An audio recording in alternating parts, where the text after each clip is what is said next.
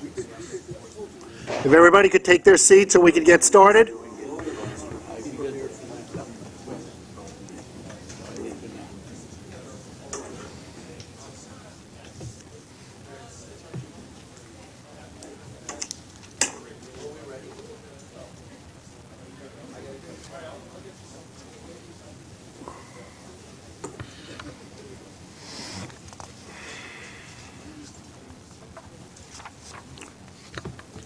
Good morning and welcome to the September meeting of the Long Island Railroad Committee. I have three public speakers. First is Mr. Omar Vera.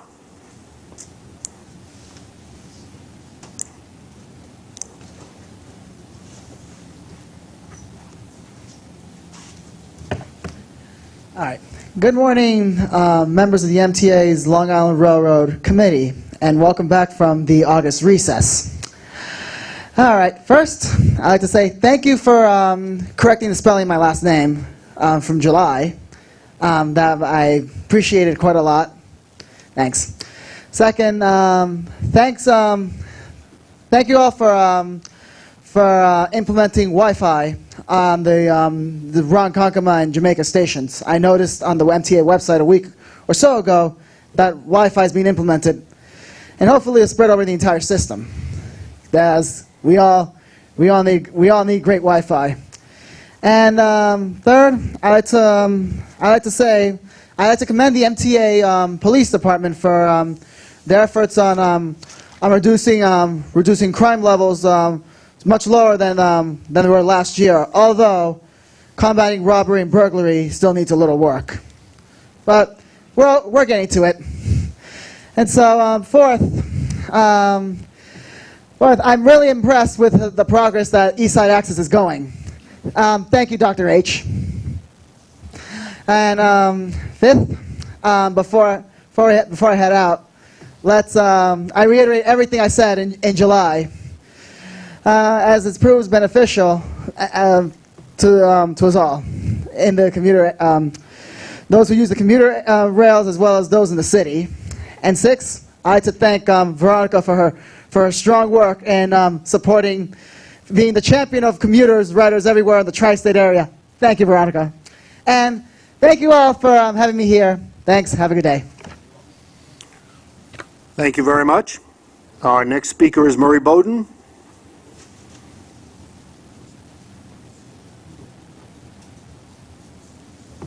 Morning.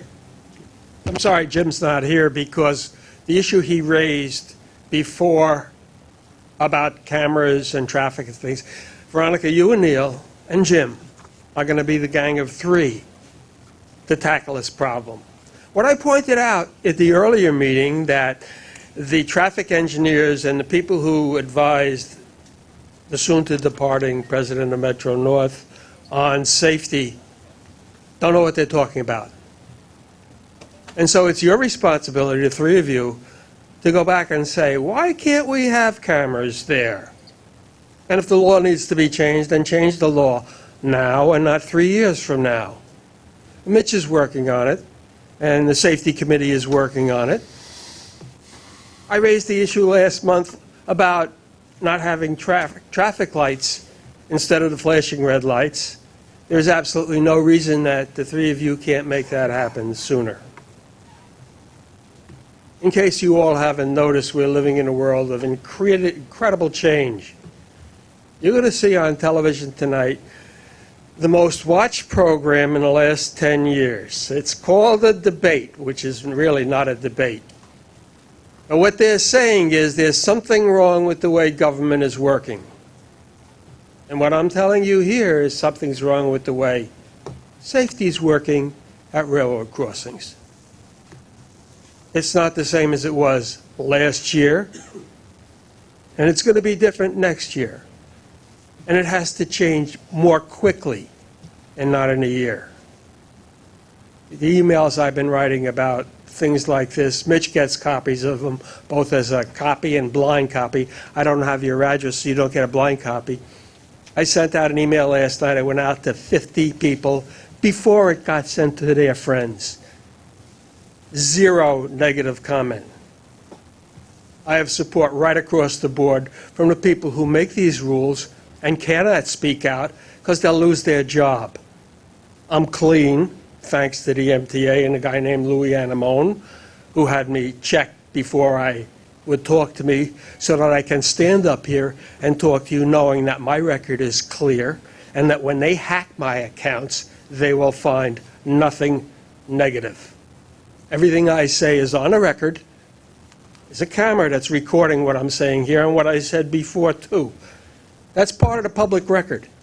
I'm not hiding anything, but it's my responsibility to tell you that things have to change much more quickly than they have in the past. You can't wait 2 years to put traffic lights up at every railroad crossing.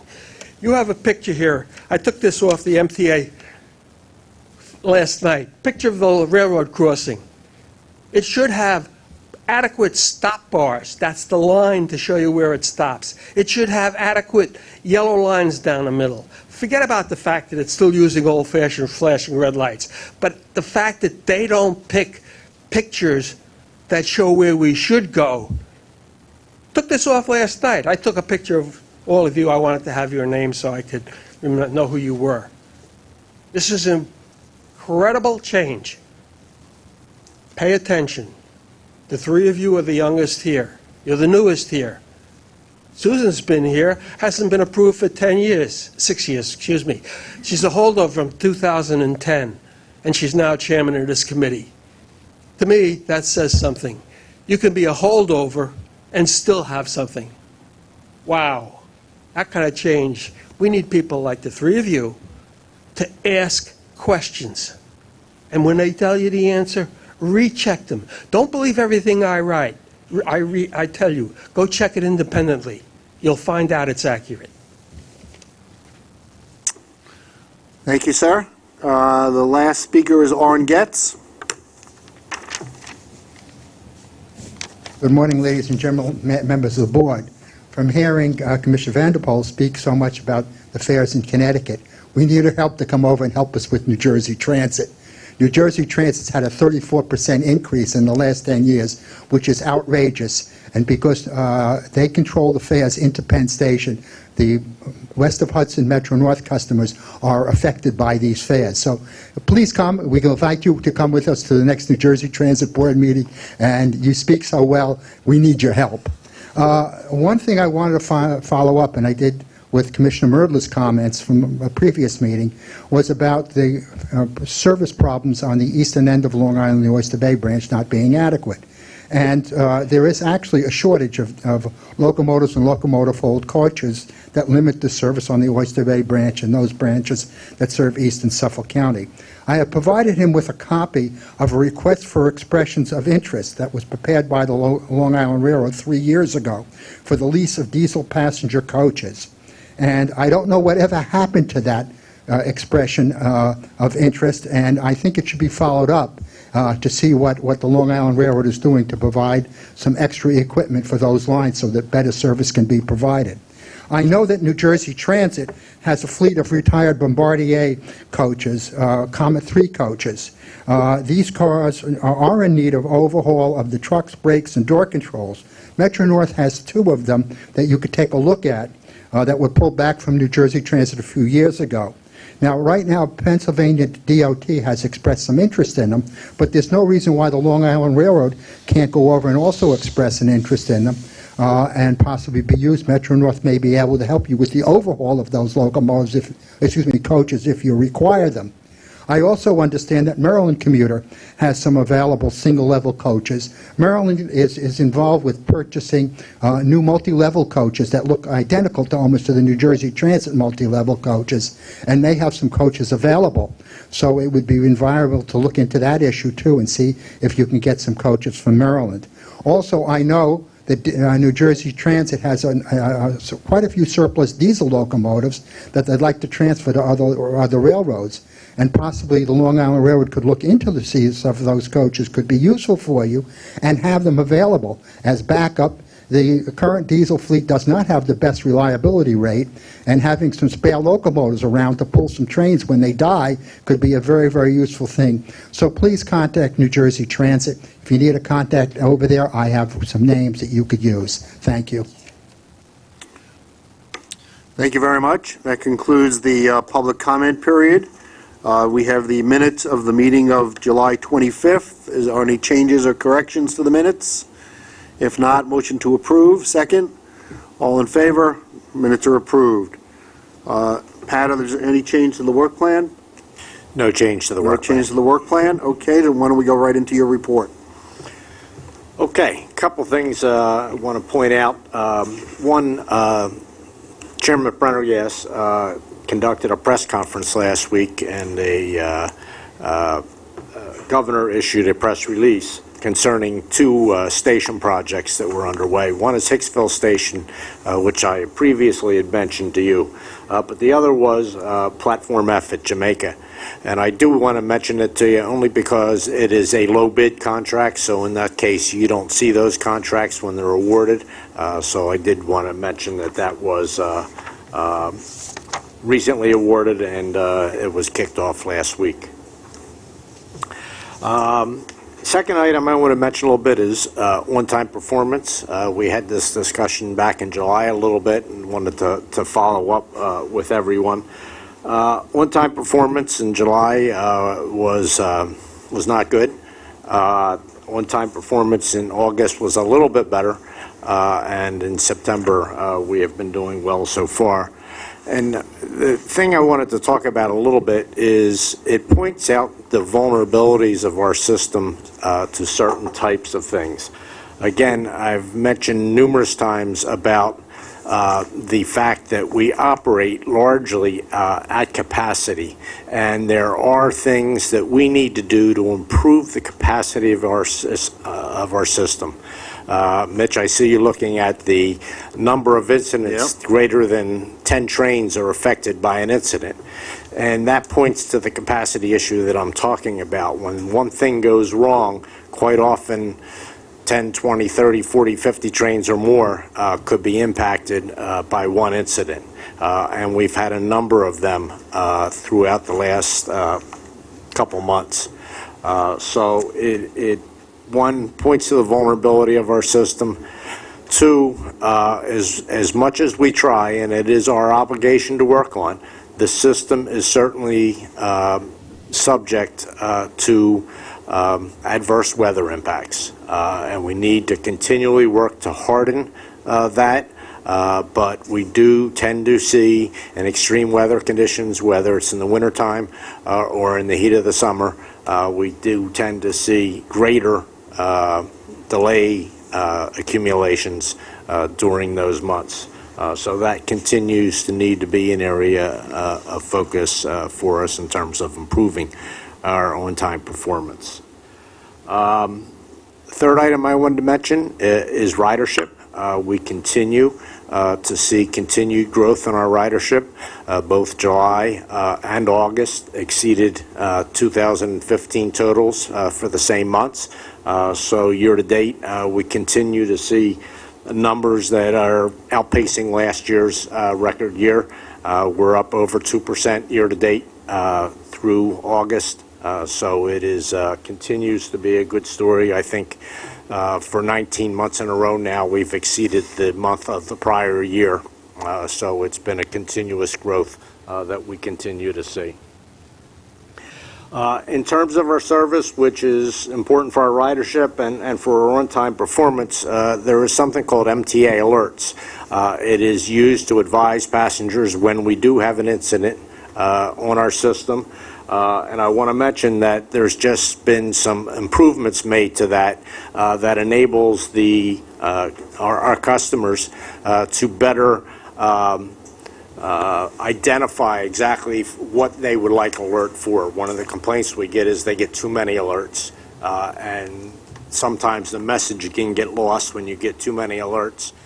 So it is something that it's a new improvement to the app that allows you to customize what alerts you do or do not receive on the system. So it's a good thing to help you identify what our service situation is. And Joe mentioned this in the prior meeting, but for those of you who weren't here, September is Suicide Prevention Month. It is a I'll have Lori talk a little bit about it in her safety report, but it is a situation that too often occurs on our system, and we need to do things that we can do, and we are doing things, and we want to tell you about them a little bit, but I'll leave that for Lori to promote. And there's been a number of discussions today about cameras, and I wanted to provide a little information. Veronica, I know you had asked about cameras. A couple things. One, Senator Kaminsky issued held a press conference last week pushing for rapid addition of cameras throughout our system. And there's three different areas that I'll mention that we're doing things with cameras. One is in stations. Right now, we have 124 stations on the Long Island Railroad. Of those 124 stations, 24 of them are equipped with cameras. We have 7 in progress, and we have a program in place so that we will have cameras at all stations by 2019. Now, one of the things with cameras that people need to realize, and it doesn't matter where the cameras are, one of the great needs with cameras is bandwidth. And to be able to have a camera system that actually functions for us and provides an improvement to the system, it's the backbone system that we really need to improve before we can hang cameras on the system. So it is fiber optic communication nodes that we can plug the fiber optic cable that runs up and down our right-of-way, can carry the bandwidth. We need the communication nodes in the stations to be able to do that, that we can plug the cameras right into. But we need to include all communication devices in there, whether they be PA systems, electronic signage, whether they be fire alarms, alarms on elevators and escalators when they go out of service, alarms on fare vending machines should they run out of ticket stock or they run, the bill acceptor gets jammed or any of those types of things. Virtually every piece of equipment right now that we operate on our system that our customers are used to enjoying has a different need for communication, and as to manage our service, we need to centralize that information back to a central reporting location or a control center area, and we need to be able to respond quickly to that, and there's nothing better to do that than having an effective communication system, and cameras are part of that system. In addition to that, you've heard me mention before, I have initiated the installation of cameras on our grade crossings. I told you then, and it remains unchanged, that we do not have a program that will provide cameras at all 300, almost 300, 294 of our grade crossings. But we are going through, in any program where we're doing a signal renewal work or any other type of work at a grade crossing, as part of the scope of work, we're incorporating into that scope of work cameras. And they are cameras that will both capture the violation of the vehicle being inside the crossing and will also capture the license plate number. As was previously mentioned at the Metro North Committee meeting, there is no ability to institute fines or any of that type of stuff, but we do intend to use that information to identify problem areas, to investigate incidents when they occur, and to use in training to communities and that type of stuff when we outreach to those communities. So it does continue to be a priority for us. And the final is on the vehicles. And you approved as a board about 2 years ago a camera system for both railroads that were about 2 years, I think, a year and a half to 2 years into that contract. It involves wiring every one of our vehicles and putting 10 cameras on every one of our vehicles, so it's over 10,000 cameras that need to be installed. And just like I talked about the fiber optic system, it's just not installing a camera. You need to have the ability to download that information. You need to have the ability to store that information. When you have claims or incidents or whatever, it gives you the ability to identify when they go on and what can be done about it. And with that, that would be the extent of my comments. Okay, questions? Chuck? I believe it is not a secret that I have a severe reservation about cameras. We have now achieved George Orwell's predicted goal, albeit a little later. Big Brother watches at every corner. You cannot walk from the bottom of Manhattan to upper Manhattan without a camera being on you, whether it be private or public. Number one. Number two, it is equally clear that cameras are useful primarily, if not exclusively, for after the event. If to capture the Chelsea Bombers picture and the like, but not during the course of the event. And my reservation about it for privacy reasons is one that I ask you to think about as follows. When you decide where to put a camera, when to put a camera, think about the fact that some people are entitled to pick their nose in a train without being on camera, and go to the bathroom without being on camera, etc. We have got to use some sense of discretion and judgment, and that's at most I can ask for and the least I can ask for. I know you're trying to do that, and I urge you to continue down that road. I saw that press conference. Politics is a strange event, and we are in the silly season now, as most of us will see tonight.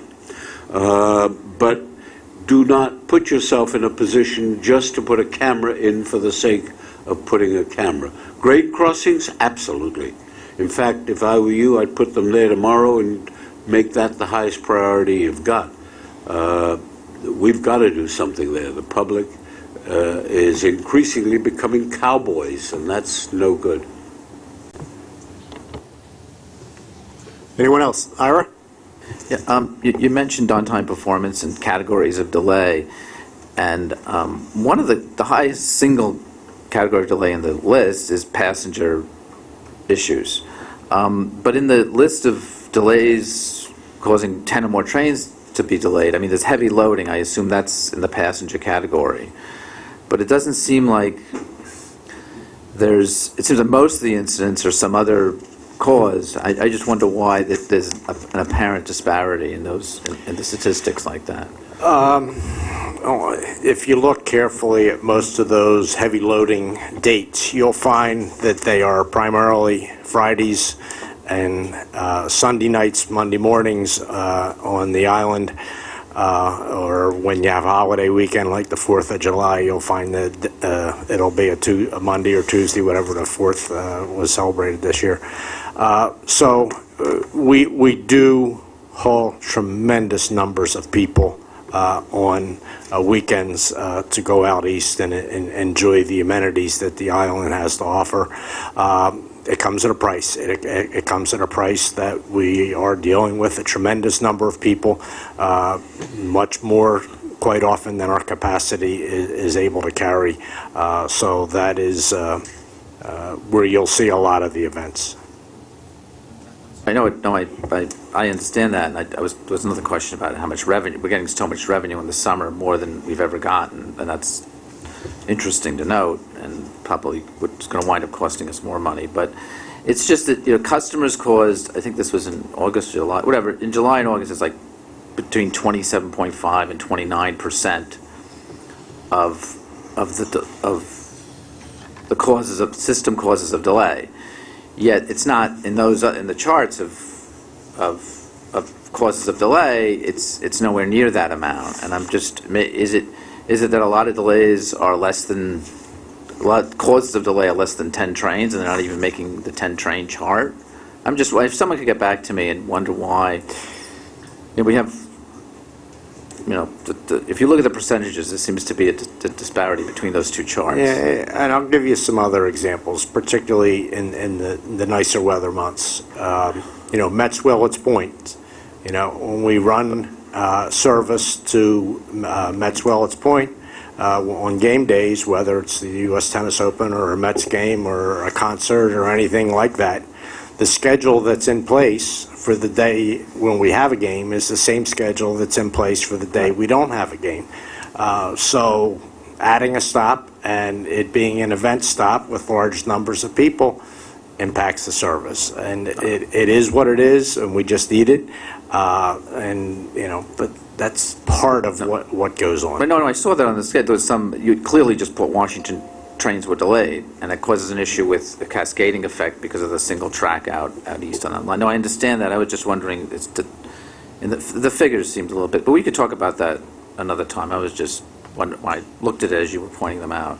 And I understand that the challenges we face, especially given the summer situation and how we're going to, I don't know if we're going to do this, have equipment that we only use during the summer, which some people have actually, they maybe didn't specifically say that, but that's something that we might want to think about. I don't know if it pays, but we have clearly peak summer problems that we're using all the equipment, especially diesel hold equipment, all the equipment we have, and still don't have the capacity, and that may be causing cascading delays, as you pointed out, on the weekends. So I think that's something to think about going for the next summer, and whether we could afford to purchase diesel, more coaches, used coaches, or whatever it is, and whether they would fit in the consist. I think we should probably take a look at that. No, it is and something. Not just it is to hold, something we are looking right, at. not just to hold the people to go out there, but because of the cascading delays that we're faced with, it's unfair to people not going out there. It causes a system-wide problem.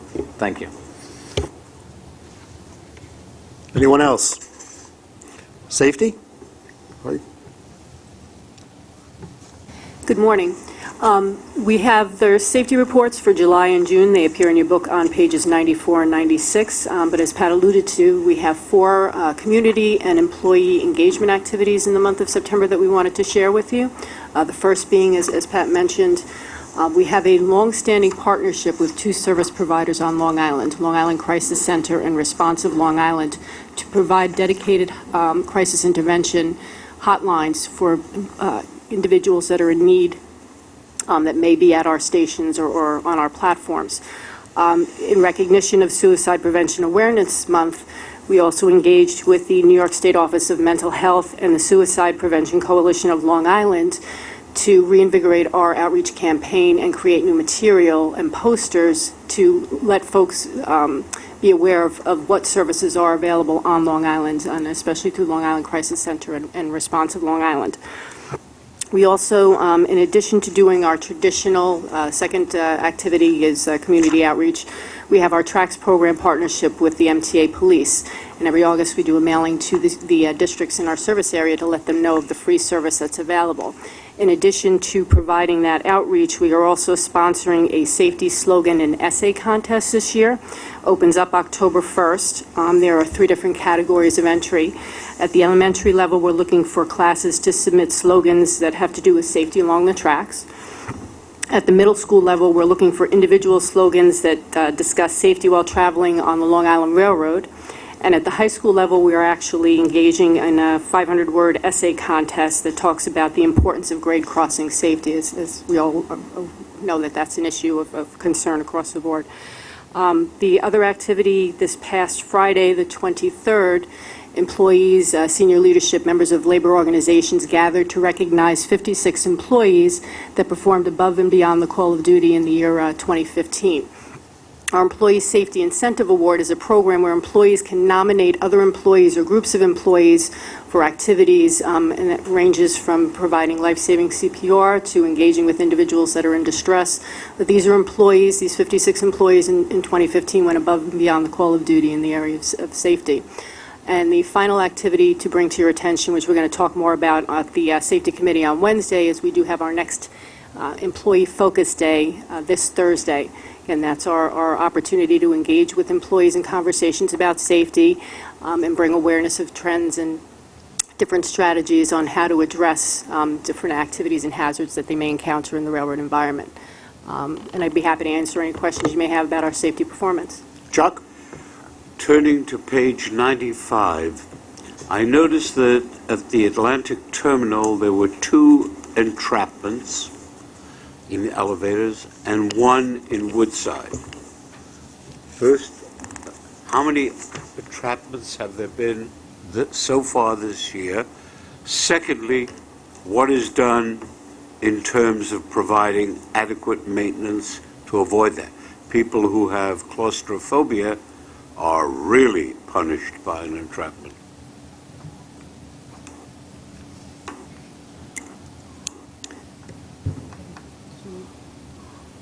Do you want to address? Okay. So essentially, we'll have to get back to you on the numbers for the number of entrapments. We've worked very closely with the police when those things occur to try to get emergency assistance to individuals that may be entrapped. We do have a dedicated group that does regularly oversee the maintenance and the repairs of our elevators and escalators as a proactive measure to try to ensure that these things do not happen. So depending on the location and the type of support that's available, we try to get, obviously, we're very concerned about folks being entrapped in the At the moment, elevators. I'm less concerned of digging the people out, many of whom would probably be hysterical after a while. I am concerned with the fact as to what we are doing to avoid them in the first instance. Do we have a unit within the Long Island Railroad and the other agencies that actively, regularly, and continuously inspects the elevators to make sure that they are safe? Yes, we do. We have a dedicated group with individuals that also oversee third-party contractors to ensure that the inspections are done, the repairs are done in a timely fashion, and that they respond to any incidents that are brought to their attention immediately, so that if somebody identifies that an escalator or an elevator appears to be out of service, we have that immediate response. Is there any action taken where a elevator maintenance company has repeated instances of breakdown?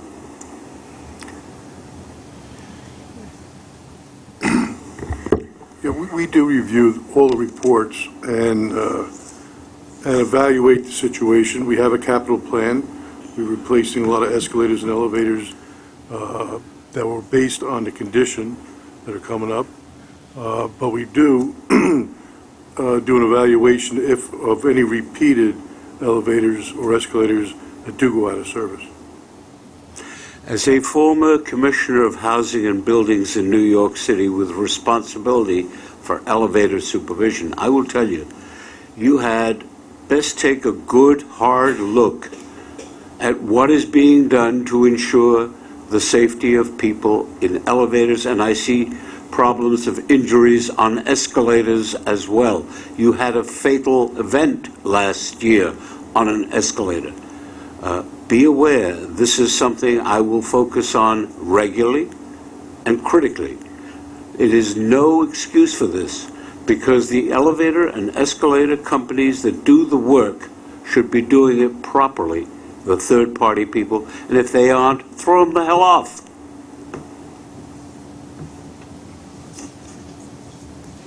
Anyone else? Ira? Just a couple of questions regarding the derailment statistic. It says mainline FRA reportable train derailments. I was also train collisions, both of those. Do those include our freight operator? No. In other words, if they have a derailment on our main line, that doesn't show up on our in this chart presented to the board. Okay. All right. Regarding that, I know also they've had, it wouldn't show up in this chart either, they've had incidents which are off our main line, but it's our property. One in particular, I think the FRA came out with a report just last Friday, which was, very disturbing. I'm just curious as to what is our involvement with them in terms of ensuring that their locomotive engineers and their crews are at the right, or trained properly and are doing the right thing? Do we rely on the FRA, or? As you may recall, a couple of years ago, we had a series of incidents both on and off Long Island Railroad territory. As a result of those incidents, and if you recall FRA doing their own deep dive there, that we've developed a much more transparent and collaborative relationship with LIRR. So whether an incident occurs on their property or on our property, we work together to investigate and determine what the root cause is and what corrective actions need to be taken. But also not just what the corrective actions are that need to be taken, but monitoring the effectiveness of that corrective action. So we've developed in the recent years a much more transparent and collaborative relationship. We also do qualify certain of their employees, train and engine service employees, to operate, because obviously we have a stake for our customers and the communities that we serve to ensure the highest level of safety by NIR employees that operate, because they are obviously traversing our entire system. So we take that responsibility very seriously, and there's been a lot of evolution over the last couple of years that have taken us to even in better places as far as that conversation and that accountability on the part of the NIR staff. I'm asking these questions. I know that their lease is up for renewal, and I want to make sure that goes. So as we come up to that date, we're sure that they're a safe operator and everything is fine, and we have a good relationship with them, and we're collaborative, especially regarding safety, because I think that's one of the. Given the past year or two with some incidents, it's raised people's concern, legitimately so. And we want to make sure that their crews are qualified. The crews know what to do in case of an emergency. They're not, they're making sure we avoid derailments at any cost, and certainly collisions. Thank you. Anyone else on the safety? The only thing I would add is the number of summonses and warnings and arrests for grade crossings. The good news is that the police are doing a great job in getting to people. The bad news is that people are still violating the law in record numbers at our grade crossings. And it is an intolerable situation that we continue to have to try to do everything we can to do something about. It just drives us crazy, for lack of a better term. Yes? Do you think maybe the penalties are lacking? I'm not sure. Well, for some people, the penalty is far more than what Chief Cohen hands out. It goes far beyond that. And even with that as the ultimate penalty, things happen. Now, it may be psychological, it may be whatever it is, but I think, the legislature and the governor are making taking a review now of what happens at the grade crossings, and I think they may have to look at what happens with regard to the penalties for it also in that regard. Now, whether that by itself will have an impact to reduce them, I don't know. Maybe it will as part of a larger package of things that we need to do. But clearly, the MTA police are handing out warnings and summonses left and right, which is good. The bad thing is they have to hand out warnings and summonses left and right because people are doing something they shouldn't be doing. Otherwise they wouldn't, right, otherwise they wouldn't be doing it in that case.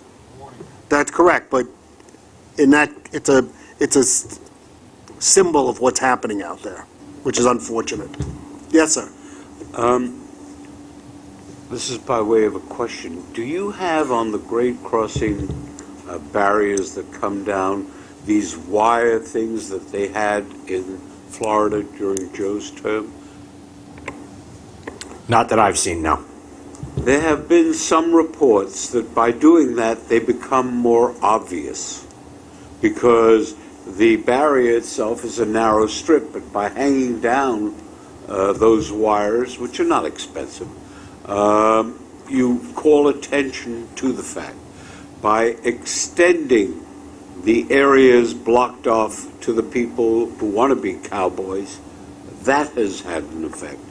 And certainly traffic lights and cameras have an impact there in some respect, at least.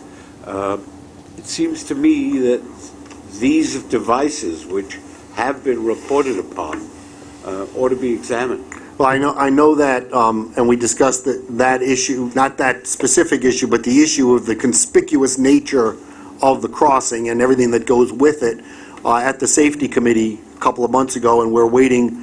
They're going to be coming back to us with a new report on new improvements that can be made to try to make them more conspicuous and safer in that regard. That's all well and good, and I do not disagree, but to a large degree, this is human nature. Being what human nature is, we just have to make sure that we can do everything we can to hopefully get somebody to think about what they're doing before they do it. And if that takes more lights, and if it takes more pavement markings, and if it takes more, wires coming down from, whatever it takes, we need to do that. And that's why we're waiting for that report to come from. Okay, capital construction. Michael. I will start by describing, I'm separating for the moment between the Manhattan work and the Harold work. In Manhattan, we have, as part of our fit-out contract in the cavern, in the concourse, we have achieved milestone number 3, that is primarily a variety of rooms that allows and enable the system contract to actually step in. At the same time, this specific contract is seeing some potentially significant design changes due to the fact that there are 2 issues here. One has to do with strategic initiatives that have been actually approved by MTA headquarters, in which we expect to bring in wireless, cellular, Wi-Fi, and revenue-generating digital advertising that will require design changes. In addition to that, we are actually working on remediation of pre-existing leaks that we are trying to actually do it in a proactive fashion. And we are installing water-resistant coatings in equipment rooms and adding leak detection system to provide for increased protection.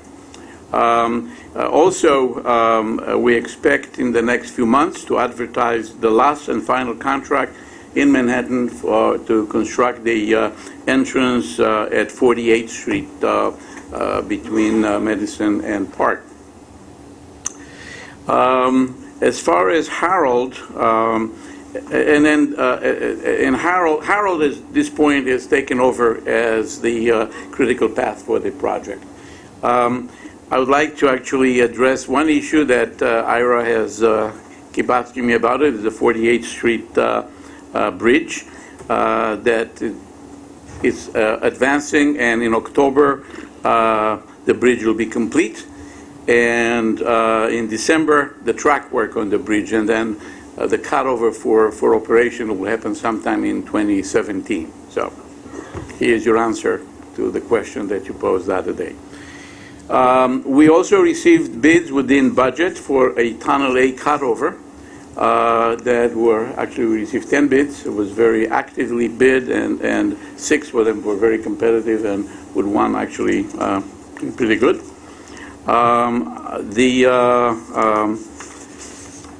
We achieve in the next few months we will achieve the substantial completion of the Plaza substation. I would say that we're a couple of months later than what we thought we would do that, and we'll advertise in effect a large contract for the midday storage yard also in the next few months. And one of the things that we are still extremely concerned, and will continue to be so, the lack of support that we're getting from Amtrak. And this is at the electric traction, track foreman, and weekend resources that are not sufficient to allow us to actually progress the work. And we, in fact, are seeing delays and cost of increases due to that. We are now looking at it very carefully, and we are evaluating the numbers. I mean, eventually there are words, but then there has to be backed up by numbers, and we are doing that. So that is a major concern for us. I would say that with that, I am concluding my remarks on East Side Access. Any questions for Michael? If not, okay. Thank you, Michael. MTA Police, Chief? Good morning. As mentioned by one of our speakers, crime is down on Long Island Railroad. August, we were down 31%, 9 incidents compared to 13. Year-to-date, down 14%, 80 versus 93. As you also mentioned, we are up in robberies. We have 16 robberies, but we have made 12 arrests. And of the 8 burglaries, which we are up 8 compared to 5, we've made 4 arrests. I just want to mention that after the incident on 23rd Street on September 17th, the MTA Police did add additional coverage, not only in Penn Station, but throughout the region, Long Island Railroad and Metro North. That included additional patrols, additional canines. All our dogs are trained in explosive detection, additional emergency service officers, and plainclothes officers. We were supplemented by the New York State Police, not only their uniform officers, but they did offer us, and we accepted some use of their canines, mainly in the outer regions, and the National Guard beefed up their patrols as well. We're continuing to monitor the situation. We're going to continue our additional coverage. I have an officer who's a detective actually assigned to the Joint Terrorism Task Force, so we're getting daily updates from him, and we're also getting daily updates from the NYPD. The public is very much engaged. For the 7 days prior to the incident, we cleared 66 unattended items. For the 7 days after the incident, we've cleared 149. It's a 125% increase, and the majority of those were pointed out by our commuters. So we thank them for that. And if there's any questions. Any questions for the chief? If not, okay. We want to go back and do safety on MTA Capital Construction. Sorry I missed you. Good morning.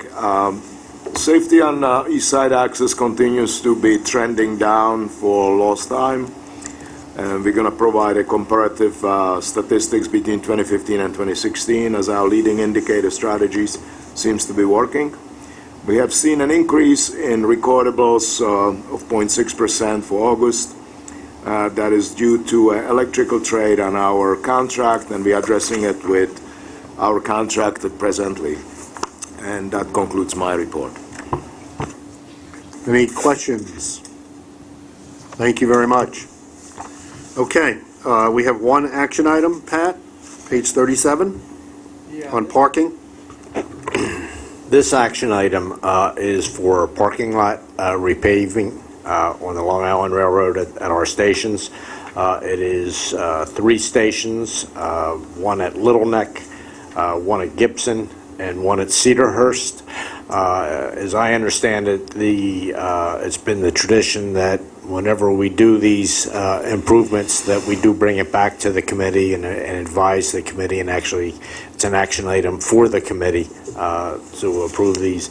These were funded in the 5 to 9 program, so we're still spending 2005 to 2009 money for these. Parking lot money is treated like gold, and we only do we absolutely have no other choice, and so we are proposing to do it at these 3 stations. Questions on this issue? Ira? What was this money originally programmed for some other parking work, or I mean, why are we spending it now? In the grant. Lisa, do you know what was in the grant? No, it was not specified at the time that we got it. It was funded by the Transportation Bond Act that was partially funding the 5 through 9 program, and the funds were set aside specifically for parking improvements, but not specified exactly where. So now we found a place. 3 places. Oh, okay. Okay, I just wanted to, because it is, the reason why I'm asking the question is it's so long ago that this was funded, and now we're spending the funds. That's why I was wondering if someone had some idea somewhere of where this money would go, but okay. Well, I understand this money is coming from the 2005 Bonds Act. Where is the leasing revenue for these 3 facilities and any other facilities that you all own? How is that applied toward maintenance and repaving and such?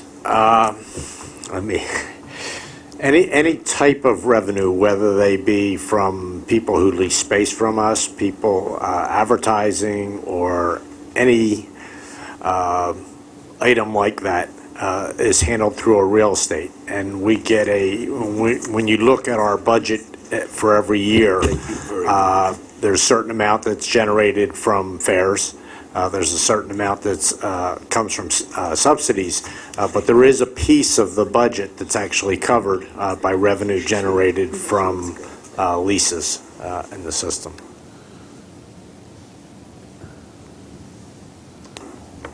All right.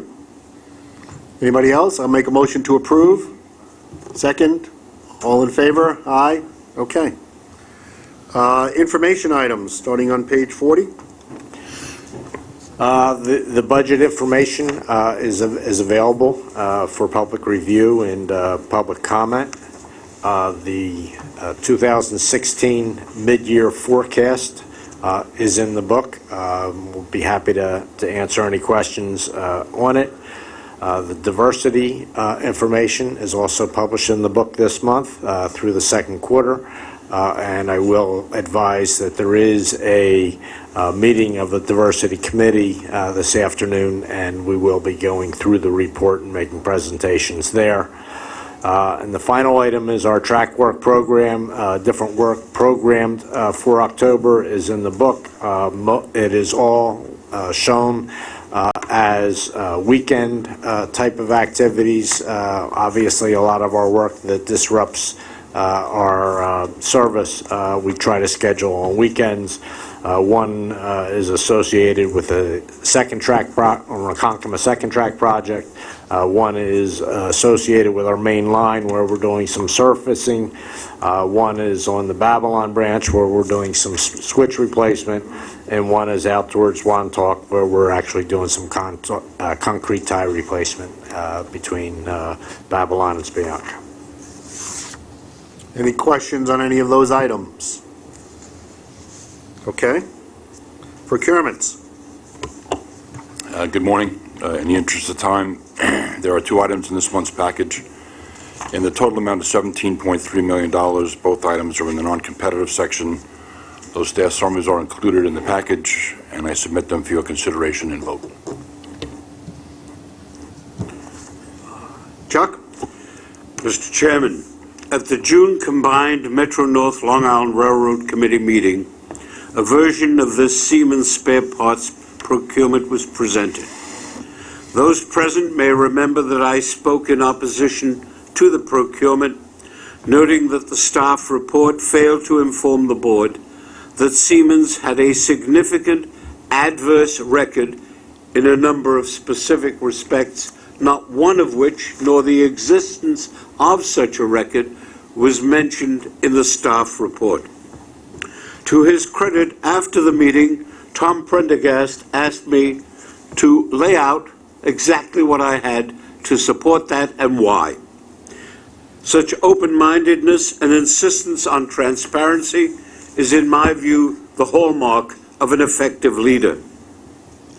The procurement is back again, and this time a disclosure of sorts is made in the final paragraph of the staff report.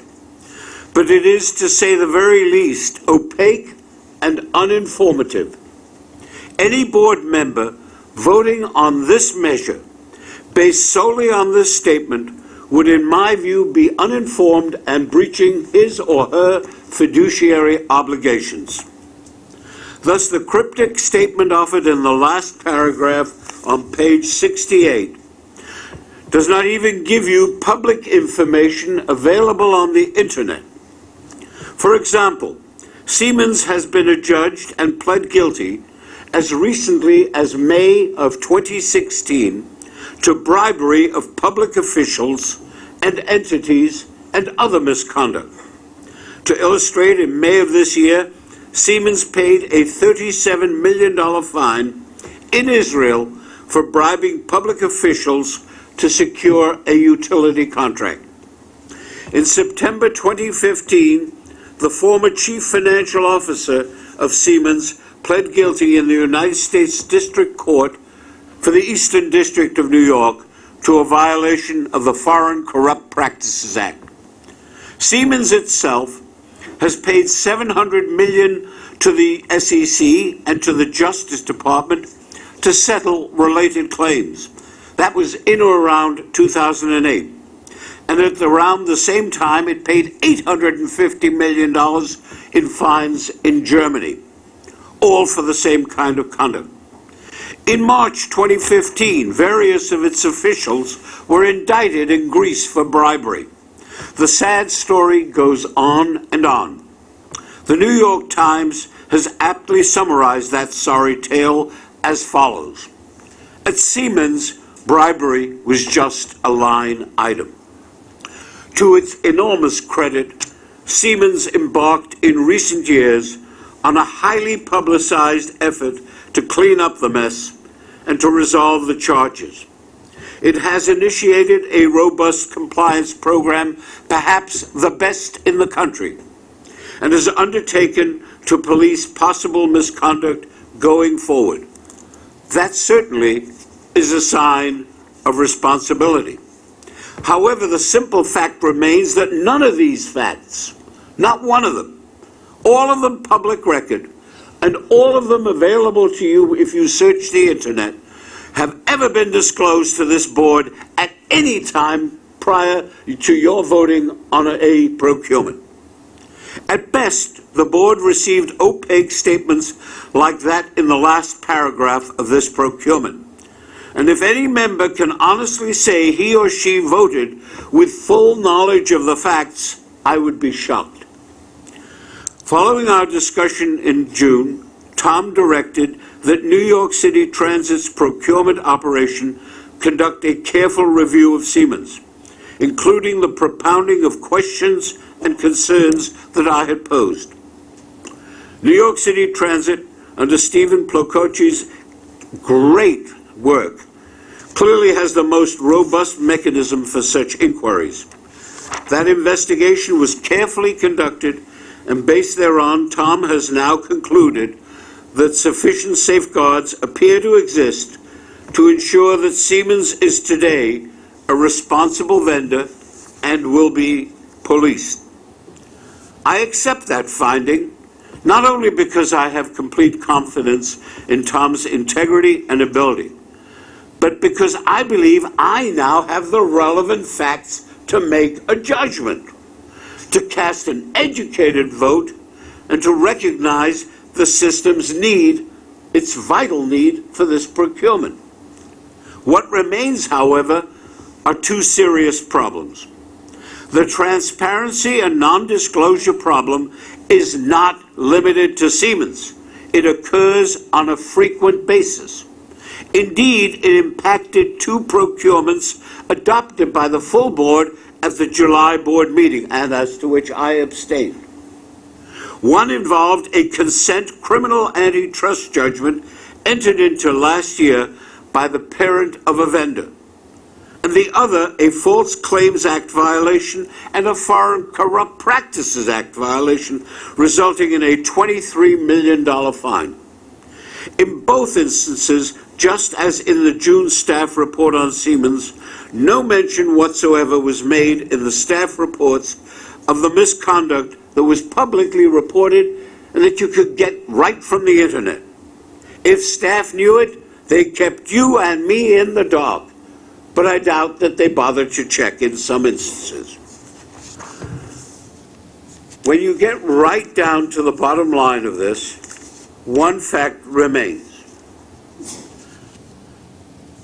and that is that this board is not being fully informed, nor are you acting, or am I acting, in full discharge of my fiduciary responsibility. Now let me be quite clear about this. This omission to provide full factual disclosure finds its supposed basis in a practice that precedes Tom Prendergast's tenure on this board or mine. It is seemingly the outgrowth of a set of plainly inadequate guidelines and practices adopted in 2010. They must be revised, and so must the practices, and that is my first recommendation. Second, we do not need to know of every non-public inquiry, but in my view, every criminal action or other serious act of misconduct adjudicated during a 5 to 10 year period against a vendor, its affiliates, or parents should, if it is a matter of public record, be reported to the board as part of the procurement responsibility. We have a responsibility, and we deserve information that permits us to exercise our responsibilities effectively. If you can make anything out of that last paragraph, you really are a genius. And the same problem occurs on another procurement involving, who is it?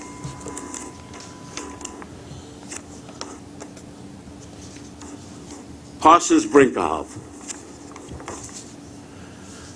The process following an investigation and report to the board remains an additional concern.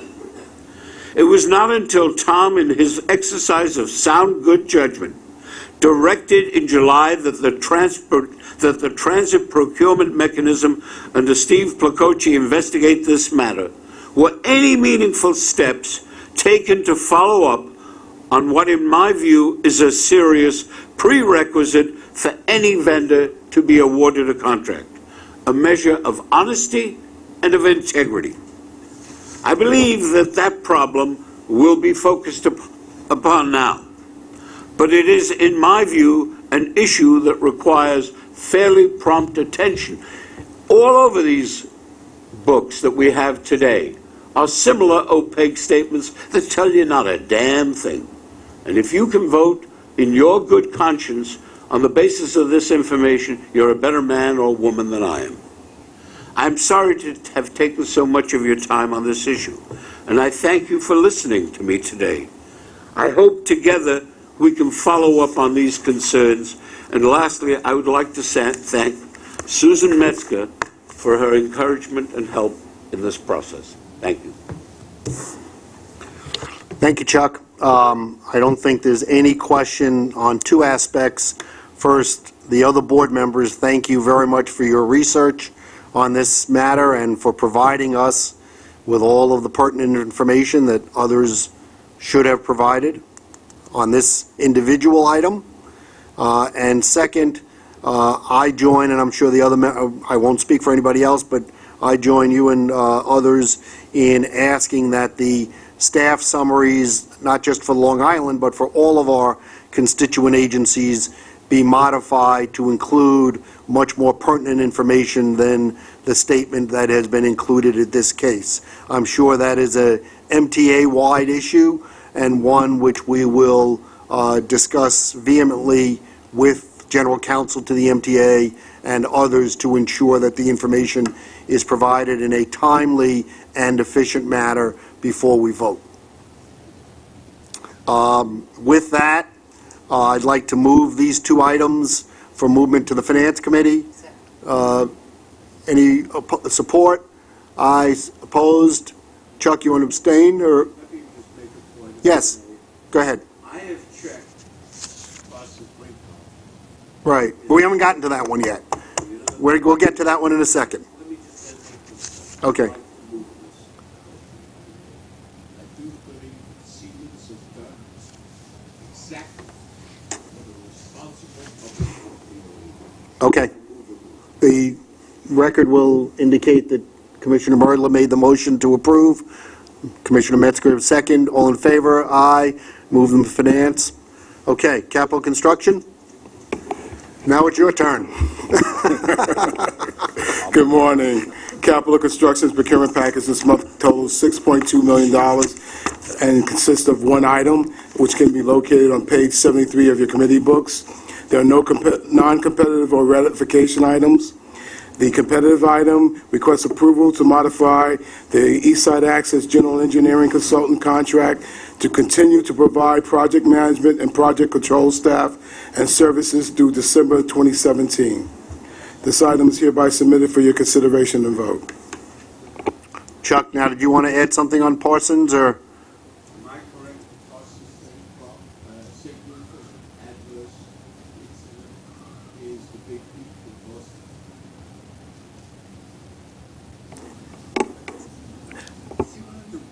Even staff knows what significant.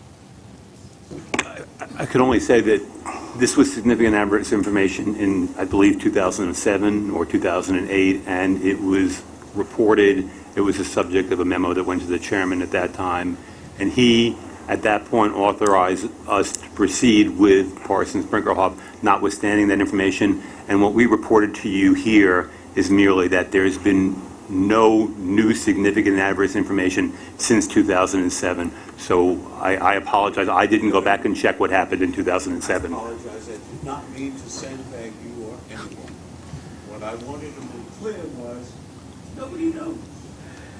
How can Right. Yes, Parsons Brinkerhoff, together with others, had a problem in Boston, which resulted in multi-million-dollar fines and payments and the like. If there has been nothing since then, I move the motion. But it seems to me somebody ought to tell us something, Right. and they ought to tell you.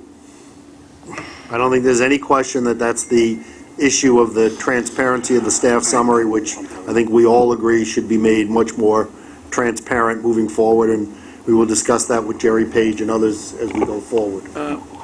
Chuck, could you, actually, since you are the attorney and you may know much more than I do, what is the statute of limitation? At what point, because if this happened in 2007, that means we're talking about, today's 16, we're talking about 9 years ago.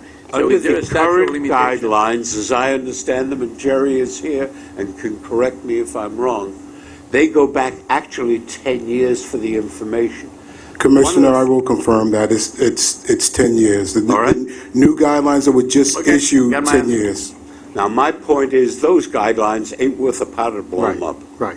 and they need to be revised. I think that's a question also that has to be raised, because, you know, this is public money that is being expended, and we have to decide at which point is a company responsible. But Let me be very that's clear. that's a larger issue than just this one I want procurement. to be very clear, those guidelines were adopted and proposed prior to Tom's Yes. taking office. I want to be very clear about that. No, we understand that. Some of us were here then, when we discussed them. I'll move the procurement second. All in favor? Aye. Motion is approved. Anything else?